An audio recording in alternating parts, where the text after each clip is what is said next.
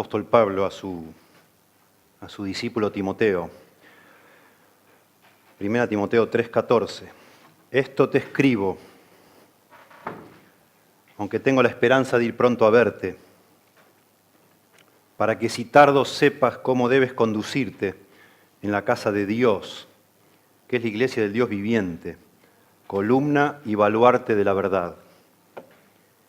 E indiscutiblemente grande es el misterio de la piedad.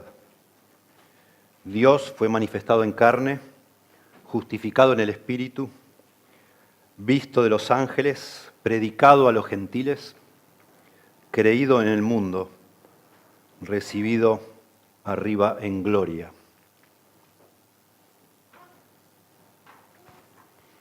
Estábamos estudiando la carta a Timoteo con Tony. Hasta acá habíamos llegado, hasta el verso 13. Lo fuimos viendo durante más de un año, porque no lo veíamos todos los domingos. Pero comienza en el verso 14, el versículo central de toda esta carta, porque en este versículo, como ustedes pueden notar, el apóstol Pablo explica por qué él escribe toda esta carta. Recién ahora da la razón de por qué le manda esta carta a Timoteo. Y las cosas que dice son realmente muy serias, son muy solemnes.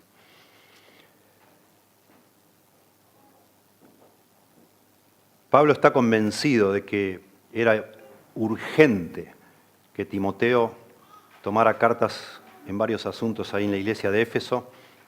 Acá está dirigido a una persona llamada Timoteo, pero la iglesia, el contexto donde ministraba Timoteo es una iglesia en la ciudad de Éfeso, una de las iglesias donde más tiempo invirtió Pablo. Él estuvo 2 años allí, en una ciudad enorme. Una iglesia madura, con cierto desarrollo en el liderazgo, pero con muchos problemas, que se mencionan en el capítulo 1 y en el capítulo 2, se insinúan y después en lo que sigue. Lo cierto es que nos llama enseguida la atención que Pablo estaba pensando ir a verlo a Timoteo. Él quería en persona, él fundó esa iglesia, él quería en persona arreglar algunos asuntos, pero no estaba seguro Pablo de si iba a poder ir pronto a verlo, como dice acá. Esto te escribo, dice, porque aún tengo la esperanza de ir pronto a verte. Pero Pablo no es que estaba paseando, no estaba de vacaciones, Pablo estaba atendiendo otros asuntos en otros lados y nunca estaba seguro cuánto tiempo le iba a llevar a atender esas cosas. Y tan urgente era lo que había que atender que entonces, en lugar de decirle a Timoteo o de mandarle a avisar, mira, Timoteo, voy a ir entre tal o tal día, como no está seguro si va a poder ir pronto, manda esta carta para que directamente Timoteo arregle las cosas que hay que arreglar. Y enseguida eso es lo que llama la atención, que las cosas que tiene que arreglar Timoteo, sobre todo las que están antes de este versículo, tienen que ver con organización de la iglesia, con ciertos asuntos de orden, con poner en orden ciertas cosas que están desordenadas, especialmente el liderazgo de la iglesia. Y podemos decir nosotros que cuando una iglesia no se maneja en orden, está en peligro esa iglesia de perder su razón de ser. Cuando una iglesia no se maneja como Dios quiere que se maneje, es tan grave, es igualmente grave que no nos manejemos en orden en una iglesia como si descuidáramos la buena enseñanza en una iglesia. De hecho, cuando se descuida los aspectos que tienen que ver con las cosas prácticas de la iglesia, tarde o temprano eso va a afectar la enseñanza de la iglesia también, como vemos en esta carta. Y Pablo no puede ser más enfático. Pablo quiere que Timoteo realmente tome muy en serio esto. Timoteo, sabemos, por lo que sigue diciendo después, era demasiado joven y la gente ahí en la iglesia no le tomaba muy en serio por ser tan joven. Lo despreciaban, lo tenían en poco, dice. Pero Timoteo tenía que confrontar a personas que eran mayores que él, que tenían autoridad entre los que ministraban, y Timoteo tenía que tomar decisiones muy difíciles. Entonces Pablo escribe esta carta y especialmente estos versículos para hacerle sentir a Timoteo el peso, enorme peso, de la gravedad de lo que tenía que hacer él. Que no era un asunto menor, no era una opción, era algo que si él no lo hacía ponía en riesgo la razón de ser de esa iglesia, de la iglesia de Éfeso. Y lo mismo es cierto con nosotros. Nosotros no nos damos cuenta. Gracias a Dios, yo digo. Hace tiempo que estamos disfrutando de momentos muy lindos acá como congregación local y entonces probablemente lo vemos como algo demasiado lejano. Pero cuando una iglesia se desordena en asuntos concretos, prácticos, está en riesgo el testimonio de esa iglesia, está en riesgo la razón de ser de esa iglesia. Eso es lo que es. Y esto lo podemos ver en esta porción por 3 argumentos principales que da Pablo. La naturaleza de la iglesia exige que todo se haga con cierto orden. La función de la iglesia exige que haya orden. Y el mensaje de la iglesia exige que se conduzcan las cosas con orden. La naturaleza, la función y el mensaje de la iglesia. Todo eso, de alguna manera, está en juego cuando no nos manejamos con cierto orden. Dice, esto te escribo. Y cuando dice esto, es común en las epístolas pastorales decir esto para referirse a lo que acaba de mencionar antes. Todo el tiempo lo hace. Noten ustedes nomás por algunos ejemplos, porque lo usa todo el tiempo Pablo. 1 Timoteo 4:6 dice, si esto enseñas a los hermanos. 4:11, esto manda y enseña. 4:15, ocúpate en estas cosas. 5:7, manda también estas cosas. Todo el tiempo así hace Pablo, como para resumir lo que venía diciendo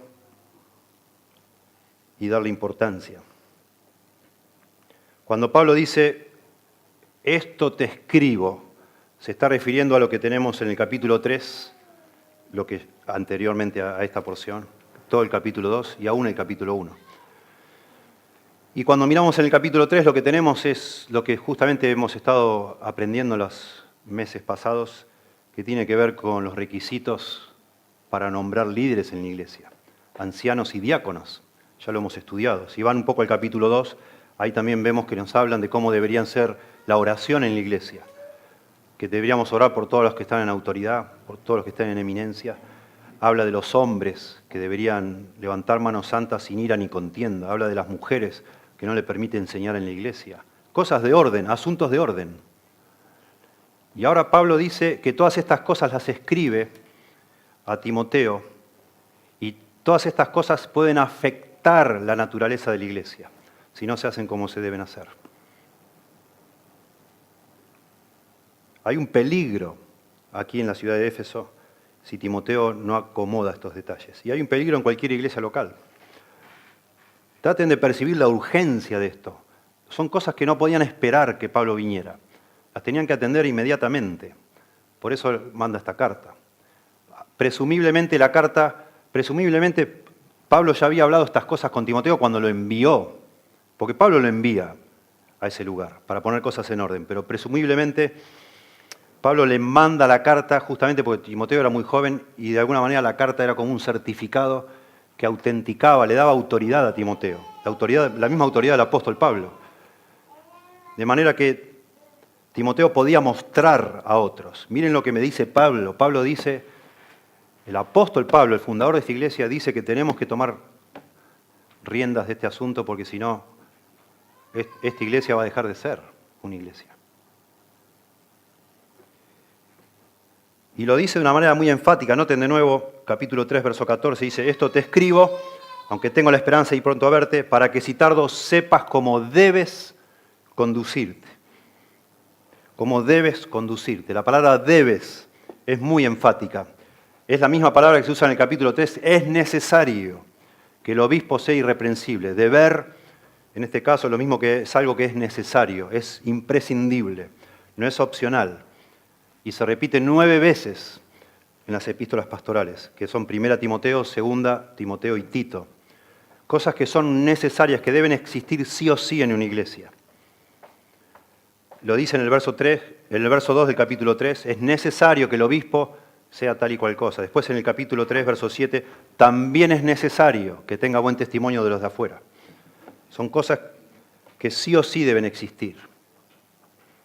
Pablo le dice a Timoteo, yo te escribo para que sepas cómo debes conducirte. Ahora, Timoteo no se estaba portando mal.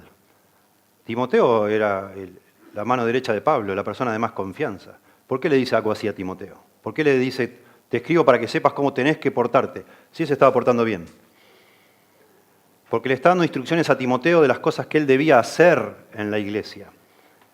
Algunos escritores dicen que en realidad debería pensarse acá como en una forma del sujeto de este debes conducirte como en algo indefinido. Así traduce la Biblia de las Américas. Dice, para que sepas cómo debe conducirse una persona X, diríamos nosotros. Te escribo para que sepas cómo dentro de la iglesia los hermanos y las hermanas se deben conducir, en general. A mí me gusta más pensar en Timoteo, lo que está acá en español, lo más claro. Que Pablo le dice a Timoteo, yo te escribo para que sepas cómo debes vos, como mi representante allá, manejar todas las cosas. Y eso principalmente tiene que ver con lo anterior en el capítulo 3. Timoteo, no nombres autoridades en la iglesia así nomás, a la ligera. Cada vez que una iglesia pone en el liderazgo personas que no deben estar, probablemente está arriesgando su propia existencia la iglesia. Es lo más serio que hay en una iglesia, la decisión más seria que hay. En una iglesia es cuando decimos, bueno, tal persona va a ser un anciano acá, o tal fulano y mengano van a ser los diáconos. Bueno, esas personas pueden arruinar una iglesia. Y algo de experiencia tenemos nosotros en eso, en nuestro pasado no tan lejano. Cuando nos equivocamos en elegir autoridades, esas autoridades pueden liquidar una iglesia. Y por eso Pablo da toda esta lista súper detallada de lo que debe ser un anciano y lo que debe ser un diácono. Y de eso se debe tomar en cuenta. No se puede saltear eso sin consecuencias, ese es el punto. La palabra conducirte es la idea de acciones, no se refiere tanto a acciones individuales, particulares, como a la conducta en general, el modo de vida de una persona. Es en general y por eso abarca todo lo que está anteriormente. Pero entonces, miren ahora, ya está claro, Pablo le escribe a Timoteo para que tome algunas decisiones y ahora viene aquí cómo Pablo empieza a agregar a este encargo solemnidad tras solemnidad tras solemnidad. Noten lo que dice, para que sepas cómo debes conducirte en la casa de Dios. En la casa de Dios. Para que Timoteo de alguna manera se dé cuenta, y eventualmente si esto lo mostraba a alguien, se den cuenta de lo que estaba en juego, Pablo dice, en la casa de Dios. Por supuesto está describiendo una iglesia local, no la iglesia universal, una iglesia como esta. Esto es la casa de Dios, la casa de Dios. La palabra casa en griego es la palabra oikos, que se puede usar en dos sentidos, como usamos nosotros en español, a veces se puede usar en el sentido del edificio donde yo vivo, donde vos vivís, o la familia. Oikos puede significar familia o puede significar casa, el edificio. Bueno, algunos, de nuevo, acá hay discusión, dicen, bueno, como después habla de columna y baluarte de la verdad, como menciona la palabra columna, dicen, bueno, probablemente, como después dice columna, está pensando en casa como un edificio donde habita Dios. Pero sin embargo, es mucho más probable que se refiera a la familia de Dios, la casa de Dios como la familia de Dios, porque aquí en todo el contexto hay menciones a la iglesia como una familia. Por ejemplo, en 1 Timoteo 3:4, que dice que el anciano gobierne bien su casa, está hablando de la familia, porque no gobierna bien el edificio, no que tiene que tener todo pintado, todo arreglado, sino que gobierne bien su casa, dice. Porque el que no sabe gobernar bien su casa, ¿cómo cuidará de la iglesia de Dios?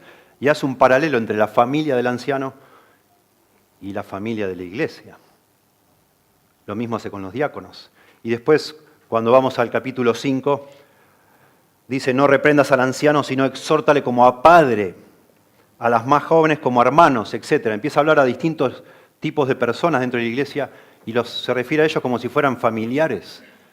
Se refiere a la iglesia como una familia y es lo que es. Somos acá nosotros como una familia, pero somos no cualquier familia, somos la familia de Dios. Y eso le agrega cierto, por supuesto, cierto peso, cierto cuidado. No es cualquier cosa esto. No podemos hacer lo que se nos antoja. Si esto es la familia de Dios, se asume que la cabeza de esta familia es Dios. Y Él es de alguna manera el que manda, el que debe mandar. Y nosotros nos debemos sujetar. Y Él manda que en su casa las cosas se hagan de cierta manera. Y son estas cosas que Pablo menciona antes. Y agrega Pablo, la casa de Dios dice que es la iglesia del Dios viviente. Noten, ya era suficiente decir la casa de Dios. Y agrega la iglesia del Dios viviente. ¿Por qué dice la iglesia del Dios viviente? Bueno, está claro que está hablando de la iglesia. Y de nuevo está hablando de iglesias locales. La iglesia de Éfeso, esto es cierto para cualquier iglesia local donde se abre la palabra y está formada bíblicamente. Es la iglesia del Dios viviente. Esto es una forma típica en la Biblia de agregar solemnidad a algo que se dice. Cuando se habla de Dios como el Dios viviente, se quiere hacer referencia a que Dios está viendo todo lo que pasa. Y no solo está viendo, Dios no es ciego, también está listo para actuar, si hace falta, para corregir algo. Está listo para intervenir. Dios no es mudo, no es sordo, no es ciego. Dios es vivo, es el Dios vivo. Y eso es un asunto serio. Cada vez que se menciona en el Antiguo Testamento al Dios viviente, es eso en un contexto de juicio, de gente que está pretendiendo burlarse de Dios, pero eso no es posible, nadie se puede burlar de Dios. Dios no puede ser burlado. Y en el Nuevo Testamento se importa el mismo concepto del Antiguo y lo mismo. Se habla para, ojo con Dios, porque Dios está vivo y está listo para actuar. Eso le agrega solemnidad. Y eso lo hace Pablo todo el tiempo. En 2 Timoteo, quizás la mención más solemne que tenemos anticipando un mandato es 2 Timoteo capítulo 4, cuando dice, te encarezco delante de Dios y del Señor Jesucristo, que juzgará a los vivos y a los muertos en su manifestación y en su reino. Que prediques la palabra. Todo ese agregado antes de decir, en vez de decirle, por favor Timoteo, predicar la palabra, le agrega todo eso antes, para que Timoteo tiemble solo de pensar si no lo hace, porque está delante de Dios y del Señor Jesucristo, y que juzgará a los vivos y a los muertos en su manifestación y en su reino. Y acá lo mismo. Timoteo, ya te expliqué cómo tenés que actuar. Esto es la casa de Dios, la familia de Dios, la iglesia del Dios vivo. Por eso hablamos de la naturaleza de la iglesia. Estamos hablando, estas expresiones nos hablan de qué se trata la iglesia. Es la familia de Dios, la casa de Dios, la iglesia del Dios vivo. En el libro de Hebreos, Nuevo Testamento, se usa la expresión Dios vivo para que las personas tengan temor. Hebreos capítulo 3, verso 12 y verso 13 dice, mirad hermanos, que no haya en ninguno de vosotros corazón malo de incredulidad para apartarse del Dios vivo. Cuidado hermanos, tengan cuidado, no sea que empieza a surgir en el corazón de ustedes cierta clase de incredulidad que les guía a apartarse del Dios vivo. ¿Cómo puede un ser humano apartarse del Dios vivo? ¿Cómo podía Jonás escaparse de Dios? Es imposible. ¿Quién se puede escapar de Dios? Antes, dice el verso 13, exhortaos los unos a los otros cada día, entre tanto que se dice hoy,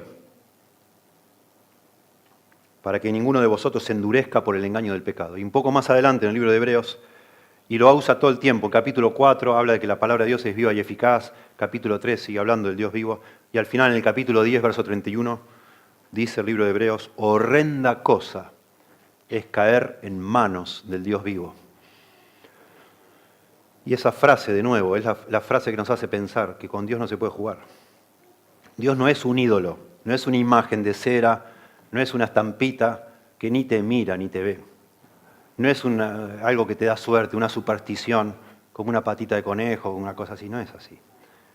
No, con Dios no se juega. Y en la iglesia de Dios no se puede jugar.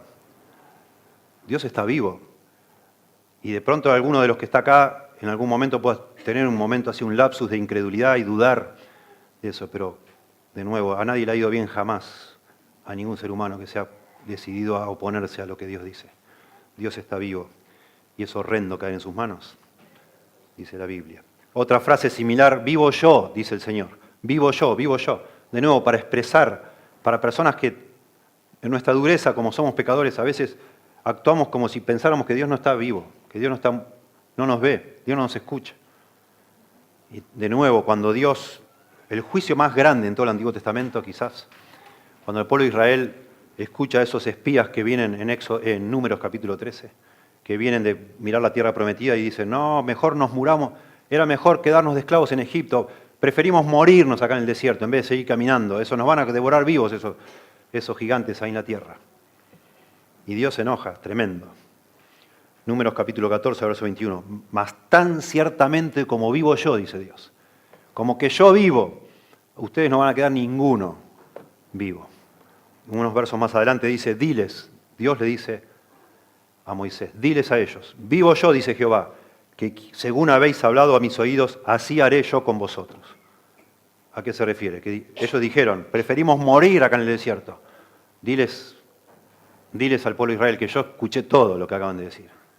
Que vivo yo, que así como han hablado, así les va a pasar, van a morirse todos. Y murieron todos.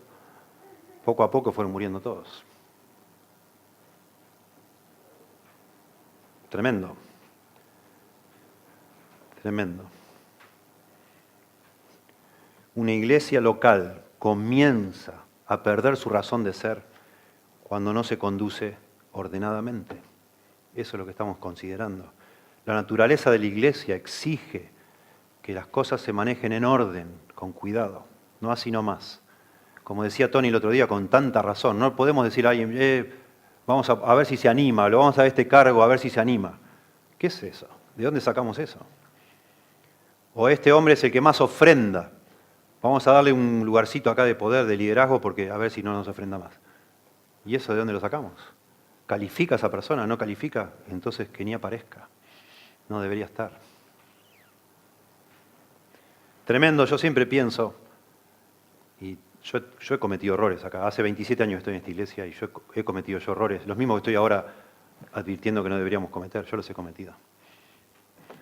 Y no me olvido más el día que conecté, a veces como que nos cuesta conectar un texto con un principio y una verdad que tiene que ver con nosotros. Cuando me di cuenta, leyendo allá en Mateo, cuando el Señor se queda toda la noche despierto, orando, antes de escoger a los 12 discípulos. ¿Para qué? Si el Señor sabía todas las cosas, Él no tenía necesidad de que nadie le diga nada. ¿Por qué estuvo toda la noche orando para elegir a sus 12 discípulos y aún así uno lo traicionó? ¿Verdad? Qué enseñanza para nosotros. Qué enseñanza. Estamos con el diario del lunes acá nosotros, como dicen en inglés. Entonces es fácil ahora ver por qué. Pero qué delicado es elegir personas para dirigir en la iglesia. Qué delicado es. Tan delicado es que el Señor nos quiso enseñar, por eso estuvo toda la noche orando. Que ojo, cuidado, cuando tomamos la decisión de decir, bueno, vos vas a ser el líder de jóvenes, vos vas a ser maestro acá, vos vas a ser maestra allá. Tengamos mucho cuidado en las cosas que hacemos. O bueno, no hay ningún varón para que hable, bueno, enséñanos usted, hermana. Acá dice que no, acá dice que no. No nos enseña, hermana. El Señor ya nos mandará algo. Usted no puede ser nuestra maestra. Lo dice acá la Biblia, no. Es la iglesia, es de Dios. Y Él está vivo y nos está viendo. No podemos transgredir eso y que nos vaya todo bien, nos va a salir mal. En segundo lugar, no solo la naturaleza de la iglesia, la función de la iglesia exige una conducta ordenada. Noten cómo sigue agregando el apóstol Pablo más y más solemnidad a lo que está diciendo. Para que si tardo, verso 15, sepas cómo debes conducirte en la casa de Dios, que es la iglesia del Dios vivo, y agrega columna y baluarte de la verdad. No solo la naturaleza de la iglesia es la casa de Dios, la iglesia del Dios vivo, sino también la función. La iglesia existe, la razón de ser de la iglesia es para sostener la verdad y defenderla, columna y baluarte de la verdad. Y esto es lo que mencioné al principio. La manera en que nosotros nos comportamos afecta nuestro mensaje. No son compartimientos separados. No podemos jactarnos porque hay buena enseñanza acá mientras vivimos de cualquier forma o hacemos cualquier cosa. No se puede hacer eso. Las dos cosas son importantes. Que haya buena enseñanza, sana enseñanza, bíblica, la enseñanza, pero también la conducta nuestra debe ser en orden. Porque eso afecta.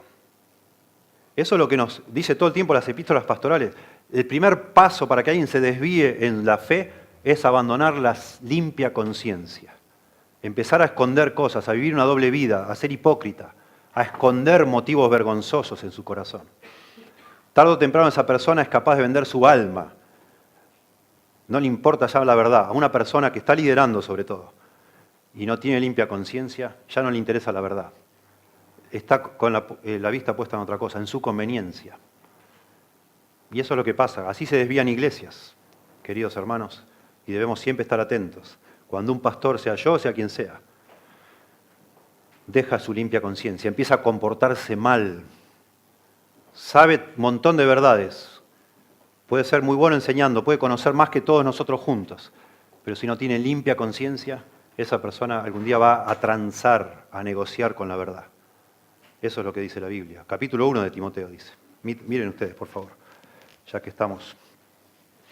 Noten cómo dice capítulo 1, verso 18. Este mandamiento, hijo Timoteo, te encargo, para que conforme a las profecías que se hicieron antes en cuanto a ti, milites por ella la buena milicia, manteniendo la fe y buena conciencia, desechando la cual naufragaron en cuanto a la fe algunos. Noten. Y entonces explica los que naufragaron. Desecharon la buena conciencia. Cuando un pastor, cuando alguno de nosotros empieza a introducir un motivo errado, un motivo indigno, de pronto yo quiero ser el pastor que tiene la iglesia más grande de la zona, no sé, por orgullo, o quizás me gustaría que suban las ofrendas para que aumente mi sueldo. Y eso ya, si mi motivación tiene que ver con eso, ya no es, mi conciencia ya no es limpia. Yo ya no estoy aquí preocupado por la verdad. Estoy preocupado por mi ego, mi orgullo, mi dinero, mis entradas. Y entonces, más que la verdad, voy a empezar a buscar métodos que funcionen, que hagan que esta iglesia sea más numerosa que la que está acá 5 cuadras para abajo o para arriba, no sé. Y ese es el principio del fin. La iglesia es columna y baluarte de la verdad. Lo que nos importa acá, por sobre todas las cosas, es la verdad. Para eso estamos nosotros, para defender la verdad, para proclamar la verdad, para sostener, levantar en alto la verdad. Eso es todo lo que tenemos que hacer. No se nos pide otra cosa. Tremendo de pensar. La idea de columna es justamente un pilar, es algo que sostiene en alto. La iglesia sostiene la verdad de Dios. Dios nos ha encomendado, es la verdad de Dios, no es nuestra verdad. Se nos encomienda la verdad para que nosotros la defendamos. Interesante porque en el idioma original acá no hay artículos. Esto es muy significativo en la gramática griega. No dice la columna y el baluarte, la verdad. Dice columna y baluarte, está bien traducido. Eso implica que es una columna, un baluarte, no es el único. No es el único. A lo largo de la historia ha habido pero montones de iglesias locales que han fallado en defender la verdad, en sostener la verdad. Pero la verdad hasta el día de hoy llegó, gracias a Dios. Por eso usted y yo nos hicimos cristianos. Dios levantará sus testimonios si las iglesias fallamos. Pero eso no nos exime de nosotros, en lo que Dios nos ha dado, ser lo más celosos que podamos en sostener la verdad. Lamentablemente Dios, después a esta misma iglesia de Éfeso, en Apocalipsis 3, le exhorta que si no se arrepiente, si no vuelve a hacer las primeras obras, Él va a quitar, dice, el candelero, y eso es el testimonio. Y lo va a poner en otro lado, y así hay. Así pasa por muchísimas iglesias, que algún día fueron fieles, hoy ya no lo son. Y Dios quitó, Dios ya no está ahí. El Dios vivo ya se fue. Es un club social, yo qué sé, hacen beneficencia, ayudan a los pobres, alcohólicos anónimos, refugio para mujeres solteras, para embarazadas, hacen campaña contra el aborto, de todo, pero nunca ya defienden la verdad. No les importa la verdad, están para otra cosa. Tremendo. Esto es muy importante.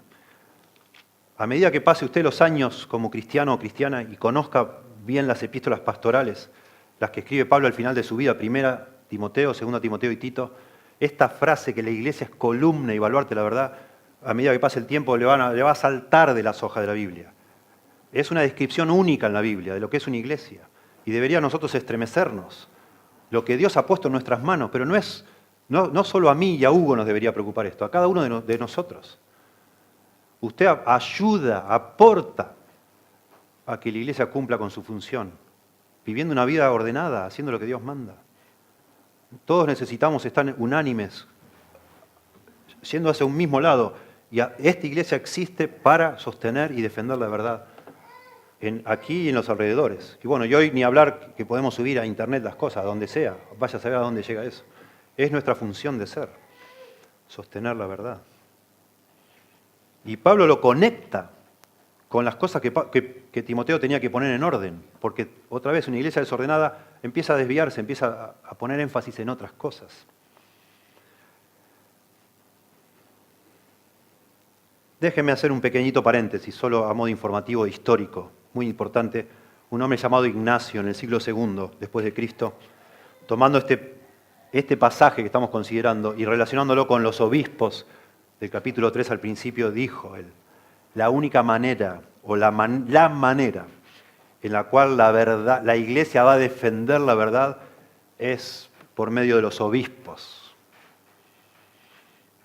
Él le dio una vuelta de rosca extra, digamos. No solo que la iglesia debe estar ordenada, sino él dice debe tener una estructura vertical. La única forma de que la iglesia cumpla con defender la verdad, Ignacio pensó que la verdad depende de la iglesia.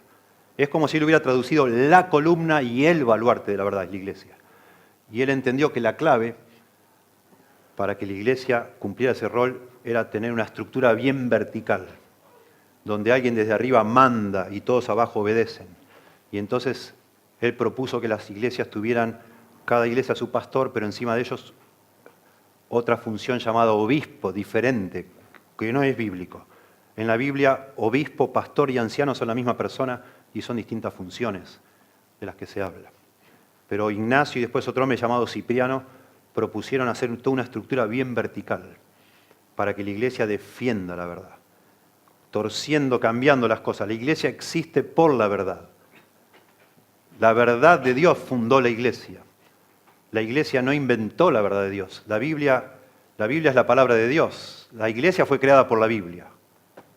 Sobre el fundamento, dice. Ninguno puede poner otro fundamento que el que está puesto.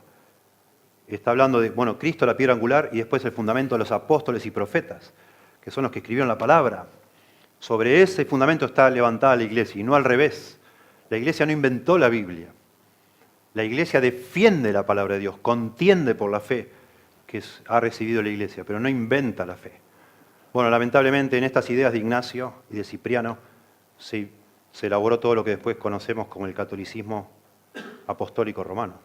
Y ellos pretenden ser ellos los guardianes de la verdad en el sentido que ellos determinan qué es verdad y qué es mentira. Y algún día se les ocurre inventar que además de Cristo, María también salva. Bueno, si la iglesia lo dice, tenemos que aceptarlo. Y después otro santo y van agregando lo que quieren agregan. Porque ellos creen que la iglesia es la que en definitiva decide qué es la verdad y qué no. No es lo que dice acá. No es lo que dice. No es. Lo que está diciendo acá que nosotros como iglesia se nos ha confiado la verdad de Dios. Y nosotros debemos sostener esa verdad fielmente, firmemente y defenderla. Y si fallamos, el Señor nos juzgará a cada uno de nosotros, nos abandonará, pero levantará otra iglesia en otro lado que hará lo que nosotros no hicimos. El Señor no está temblando a ver si nosotros cumplimos o no cumplimos, jamás. Eso olvídelo, imposible. Nosotros deberíamos temblar si no cumplimos con lo que Él nos encomienda. Cuando habla de baluarte, es una palabra muy rara. Es un caso realmente extraño. No solo aparece una sola vez en toda la Biblia, sino que no aparece en ninguna otra literatura de la época de la Biblia. Si usted busca en un léxico, no hay otra mención de esa palabra. Porque los expertos en palabras buscan y comparan para saber cómo se puede traducir una palabra. Bueno, lo que han hecho en este caso es compararla con una palabra similar y con una palabra latina, que por supuesto es posterior. Y hablan de baluarte como si fuera la idea de protección. Esa es la idea. Algunas traducciones dicen fundación, no es lo que significa. De nuevo, la iglesia no funda la verdad. Es al revés. La verdad de Dios fundó la iglesia. No es fundación. La idea es, de nuevo, es como una muralla que protege una ciudad. Eso es lo que es un baluarte. Es una protección, el custodio. La iglesia es custodia de la verdad. La protege, la cuida. Eso es lo que somos, eso es lo que debemos hacer. Y si fallamos, ¿qué pasó? ¿Qué hacemos? ¿Qué pasa? Noten qué lindo, yo se los leo. 2 Timoteo 2:9. Dice, acuérdate de Jesucristo, del linaje de David, dice Pablo, resucitado de los muertos conforme a mi evangelio, en el cual sufro penalidades, hasta prisiones a modo de malhechor. Mas la palabra de Dios, dice Pablo, no está presa. Yo soy el gran apóstol Pablo, Dios me encomendó diseminar la palabra por todos lados y al final estoy preso, ya no la puedo llevar a ningún lado. Bueno, yo estoy preso, pero la palabra de Dios no está presa. Nunca va a estar presa la palabra de Dios. Jamás. Jamás. La palabra de Dios va a seguir, porque es invencible, nuestro Señor es invencible. Nadie, ni las puertas del Hades prevalecerán contra ella, dice. Hablando de la iglesia, ya no de una iglesia local, sino de la iglesia en general, la iglesia universal. Siempre va a existir la iglesia del Señor. Y siempre va a haber, lamentablemente, iglesias locales que fallen, se enfríen, se vuelvan tibias y terminen dedicados a otra cosa. En Estados Unidos hay toda una cadena de restaurantes tipo McDonald's que venden pollo. Eran iglesias, no se puede creer, pero eran iglesias todas esas cadenas. Eso. Un día empezaron a vender pollo para juntar dinero, no sé, para los edificios o qué. Pero bueno, en algún punto, yo no sé bien la historia, en algún punto perdieron la visión de lo que tenían que hacer. Y hoy son pollerías por todos lados, es una cadena de pollerías. Eran iglesias, pueden imaginarse eso. En Europa está lleno de iglesias, de edificios de antes, preciosos edificios hermosos. Y son pubs para ir a tomar un trago, para eso es. Para eso las usan. Tremendo. Pero la palabra de Dios sigue. Sigue invencible, sigue conquistando y sigue rescatando personas y llevando al cielo. Siempre va a seguir. Entonces, la naturaleza de la iglesia, la casa de Dios, la iglesia del Dios vivo, exige una conducta ordenada. La función de la iglesia exige una conducta ordenada, columna y baluarte de la verdad. Defendemos la verdad. Tenemos que manejarnos con cuidado porque podemos tirar todo por la borda. Y finalmente, el mensaje de la iglesia exige una conducta ordenada. Y noten qué interesante lo que hace acá Pablo, porque agrega verso 16,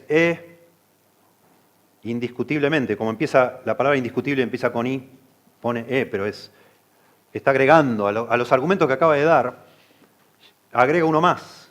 E indiscutiblemente grande es el misterio de la piedad. Y va a explicar el misterio de la piedad. Es como que esta porción ahora va a dedicarse a lo que la iglesia debe predicar. Ya dijo que es columna y baluarte de la verdad, y ahora de alguna manera, toma lo que todos creen que es la porción de un himno conocido en esa época, y con esa porción de ese himno nos muestra cuál es la verdad que la iglesia sostiene y defiende.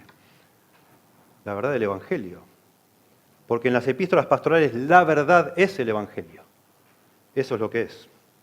Y aquí nos está mostrando, precisamente, en este himno, una porción de lo que es el Evangelio. Fíjense nomás, 1 Timoteo 2:4, el cual quiere que todos los hombres sean salvos y vengan al conocimiento de la verdad, dice. Es el Evangelio, la verdad es el Evangelio. La iglesia sostiene y defiende la gran verdad, como hoy estuvimos mencionando, la verdad más grande de todas, que es que Dios se hizo hombre y murió para rescatarnos del pecado. Esa es la verdad. Y Dios quiere que los hombres vengan al conocimiento de la verdad del Evangelio. Y la iglesia está en este mundo para sostener esa verdad, la verdad, y defenderla.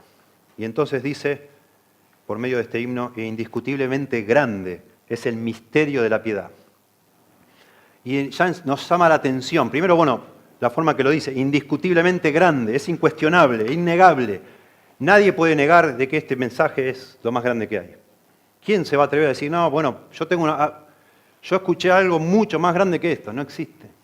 ¿Qué escuchaste? ¿De dónde escuchaste? Que Dios, el inmortal, se hizo hombre y murió en una cruz. ¿Dónde escuchaste algo más grande que eso? No hay. No existe. Y le llama misterio de la piedad. En la Biblia, En el Nuevo Testamento se usa la palabra misterio para hablar de algo que estaba oculto, pero ahora se ha hecho conocer. Dios lo ha revelado. Eso es un misterio, algo que los seres humanos por sus propias capacidades nunca pudieron haber descubierto, pero Dios se los hizo saber. Ese es el misterio. Y varias veces Pablo usa, sobre todo en la epístola a los Efesios, se habla todo el tiempo del misterio, el misterio, el misterio. ¿Se acuerdan allá en Efesios capítulo 5, cuando dice, porque somos carne de su carne, hueso de sus huesos y carne de su carne? Y después dice Pablo, mas yo digo esto, grande es este misterio, dice Pablo, grande es este misterio, mas yo digo esto de Cristo y de la Iglesia. Es algo que no se sabía nunca, nunca había sido revelado a los profetas del Antiguo Testamento. Nadie se le había dicho que algún día Dios iba a hacer las cosas de tal manera que los seres humanos rescatados por Él íbamos a estar unidos a Cristo. Íbamos a ser uno con Él, íbamos a estar en Cristo, como dice la Biblia. Es un misterio, nadie lo sabía antes. Después habla en Efesios capítulo 2 de que el misterio de la Iglesia, que Dios había propuesto no solo salvar a los judíos, sino a todos los gentiles también, que oyeran el Evangelio. Eso era un misterio, no se sabía, y Dios lo reveló. Y acá habla del misterio de la piedad. Pero noten ustedes, un poquito antes, capítulo 3, verso 9, cuando Tony explicó de los diáconos, no desarrolló este punto, pero aquí está. Dice que guarden el misterio de la fe, los diáconos, con limpia conciencia. ¿Qué es el misterio de la fe? De nuevo, está hablando del contenido de nuestra fe, pero en un sentido es un misterio porque Dios lo reveló, si no jamás lo podríamos haber inventado nosotros. Pero acá en vez de llamarle misterio de la fe, le llama misterio de la piedad. Y esto, por supuesto, está inspirado por el Espíritu Santo, no es un accidente. Es la única vez que le llama misterio de la piedad. La piedad es eusebeia, es la piedad. Se refiere a un andar que agrada a Dios. Es la conducta de una persona. ¿Por qué le llama misterio de la piedad y no misterio de la fe? Si lo que continúa es el misterio de la fe, no de la piedad. No está hablando de conducta acá, está hablando del mensaje que predica la Iglesia. Pero le llama misterio de la piedad. De nuevo, y ahí lo desarrollo y lo vamos a ver más claro, hay una conexión inseparable entre lo que creemos y cómo nos conducimos. Y Pablo acá está enfatizando, subrayando que la manera en que nos conducimos dentro de la Iglesia afecta el misterio de la fe, afecta lo que enseñamos, afecta la verdad que tenemos que defender. ¿Cómo voy a defender yo la verdad si vivo de una manera que la gente en toda la ciudad andan hablando de mí como diciendo, ¿qué hace ese hombre ahí? ¿Qué hace ese chanta ahí metido? ¡Qué vergüenza cómo vive! ¿Quién me va a querer escuchar? ¿Quién va a tomar en serio lo que dice esta iglesia si nosotros nos conducimos de cualquier forma? Esto es lo que está diciendo acá Pablo. Dios nos ha confiado como iglesia la verdad para que la sostengamos y la defendemos y no podemos vivir como se nos antoja, llevando vergüenza a la verdad de Dios. Y eso es un misterio. ¿Cómo Dios nos va a confiar este tesoro? Dice Pablo, que nos pone en vasos de barro como somos nosotros, hablando de la debilidad de nuestro cuerpo, que nos cansamos, nos desanimamos. Pero no solo eso, podemos embarrarlo todo nosotros, viviendo de cualquier manera. Increíble. Porque Dios no está comunicando el Evangelio por medio de ángeles. No se le aparece a las personas a la noche mientras sueñan. No se aparecen visiones en una nube, en una columna de fuego. La forma que Dios ha elaborado esto que le costó la vida de su Hijo, que costó lo que costó, lo ha puesto en manos de nosotros, para que nosotros lo proclamemos, para que nosotros lo sostengamos y lo defendamos. Eso es algo realmente increíble. Es increíble. Y acá le llama grande, es el misterio de la piedad. Y noten lo que dice, y esto es una porción de un himno, y hay mucha discusión técnica sobre esto, yo la dejé todo a un lado, solo para ir al grano. Yo estoy convencido que acá hay 6 estrofas, 6 líneas, mejor dicho, 6 líneas, y hay discusión si estas líneas son 3 estrofas de 2 líneas cada uno, o qué es. Yo estoy convencido que son 2 estrofas, y cada estrofa tiene 3 líneas. Las primeras 3 líneas, o sea, la primera estrofa, hablan de lo que hizo Cristo. Y las otras 3 líneas de lo que tenemos que hacer nosotros, la iglesia, con lo que hizo Cristo. Y esto es el misterio de la piedad.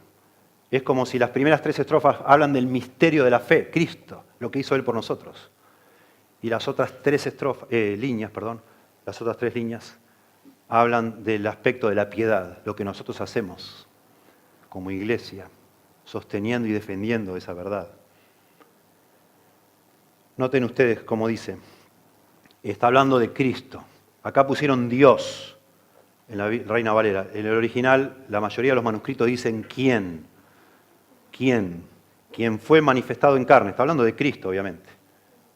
Fue manifestado en carne, justificado en el Espíritu, visto de los ángeles. Ahí está lo que hizo Cristo.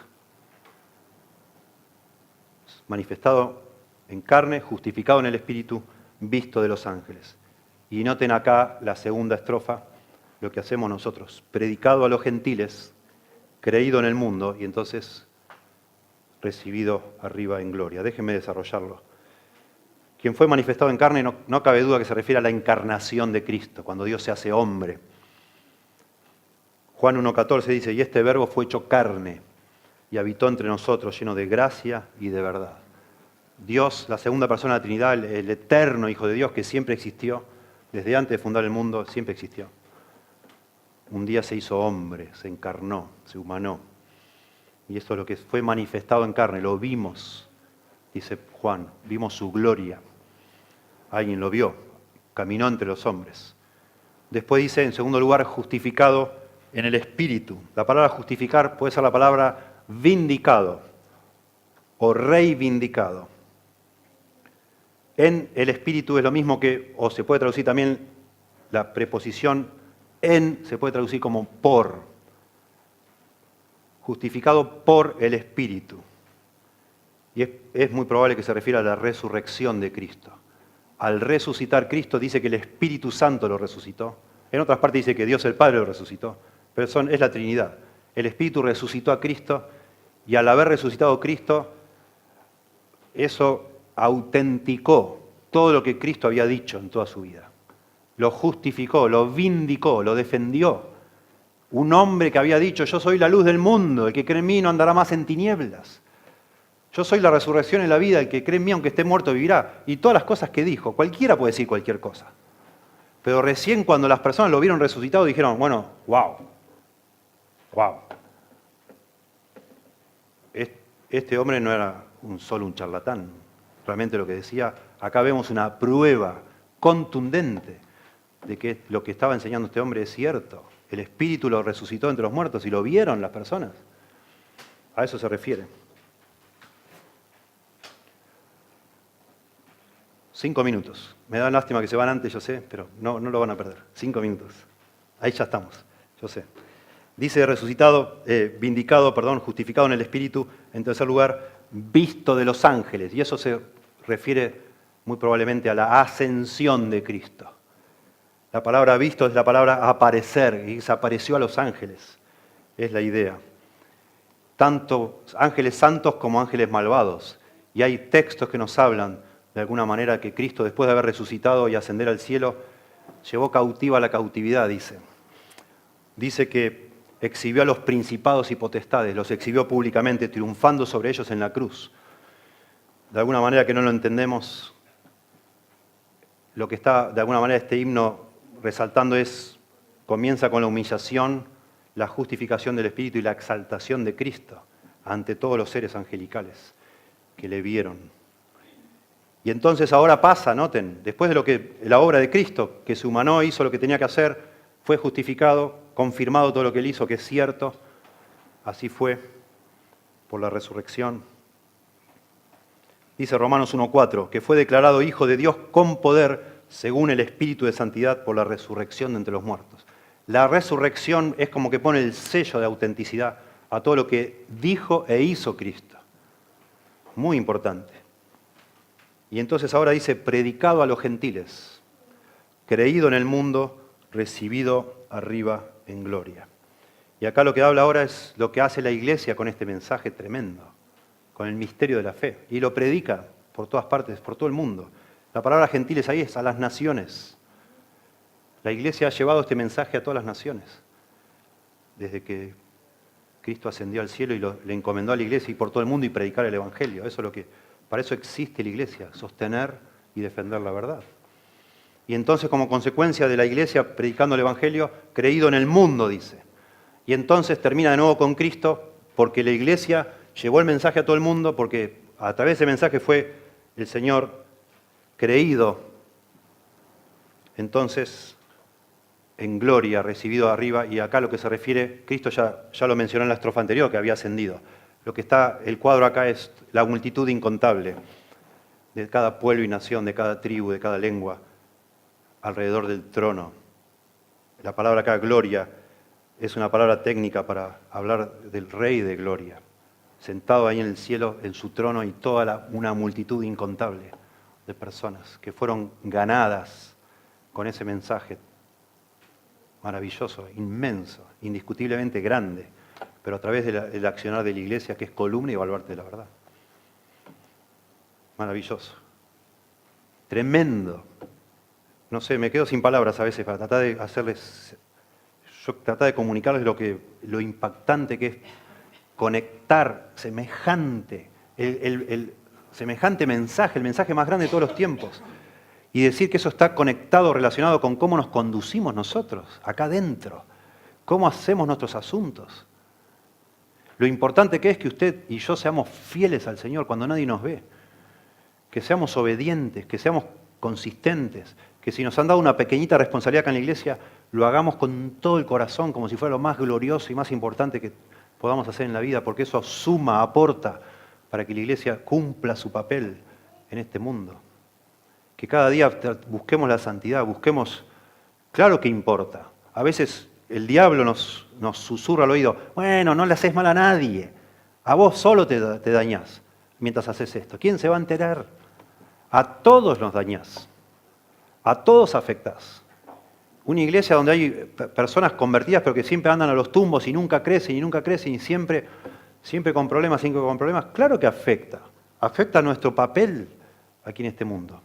Por eso le dice Pablo a Timoteo, andá y enseñales cómo deben conducirse, ordená todas las cosas, que no hagan cualquier cosa. Y sobre todo para mí esto aplica, pero sin duda, porque es lo más cercano al liderazgo de una iglesia. No podemos jamás poner cualquier persona a liderar una iglesia, jamás. Ninguna iglesia debería hacer eso. Es muy, muy delicado. Es preferible no tener iglesia. No fundemos una iglesia. Si algún día Dios nos permite, Dios quiera que sí, algún día comenzar otras iglesias, no debemos comenzar nada, jamás nada, si no tenemos la persona que estamos seguros que la mano de Dios está sobre ella, que califica, que es una persona irreprensible, que Dios le está ayudando por gracia para calificar, para ser un ejemplo para otros. Por supuesto necesitamos diáconos acá, todavía no los tenemos. Bueno, preferimos esperar hasta que veamos 2 hombres, por lo menos 2, que encajan en esta lista. Y si no encajan, mejor seguimos sin diáconos, con todos los problemas que eso nos trae, ¿verdad?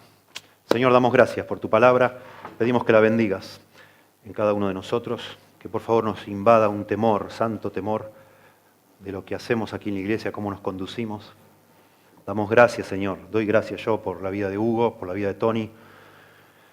Gracias por haberlos levantado aquí en el liderazgo de esta iglesia. Gracias por sostenerlos, por fe, por sostenerme a mí. Damos gracias, Señor, por todos los hombres que están creciendo alrededor nuestro. Pedimos, Señor, que tú, en tu tiempo, tú les ayudes a calificar para llevar adelante, Señor, el rol, la responsabilidad de exaltar tu verdad y defenderla, Señor. Gracias te damos por Joel y Pablo que están ayudándonos con los jóvenes, pidiendo que por favor también a ellos los sostengas de una manera sobrenatural, Señor, para ser un ejemplo a sus esposas. Por los maestros de niños, Señor, rogamos por cada uno de ellos. También, Señor, que en todo podamos agradarte, que nos conduzcamos en orden, con temor, mientras estamos aquí peregrinando en este mundo, Señor, luchando contra el pecado como lo hacemos, abrazo partido. Hay días que nosotros no calificamos, Señor. Hay días que dejamos mucho que desear, hay días que estamos derrotados, que bajamos la guardia, que caemos en tentación. Por favor, Señor, líbranos, sosténnos, Dios, por favor. Danos un corazón humilde para siempre, en cuanto caemos, postrarnos ante ti arrepentidos para que tú nos limpies, Señor. Santifícanos, por favor. Bendice a Tony allá en Ezeiza, Dios. Ayúdale, Señor, sosténlo de una manera también sobrenatural y ayúdale a edificar un liderazgo piadoso en esa iglesia, Señor, con tu ayuda. A detectar a quienes tú has escogido para tu iglesia, Señor. Úsanos, Señor, úsanos con idear, úsanos como iglesia para que las iglesias que están a punto de dejar la santidad, el testimonio, que nos podamos de alguna manera influenciar para enderezar lo que está torcido, Señor. Damos gracias por todo, Señor, en el nombre de Jesús. Amén.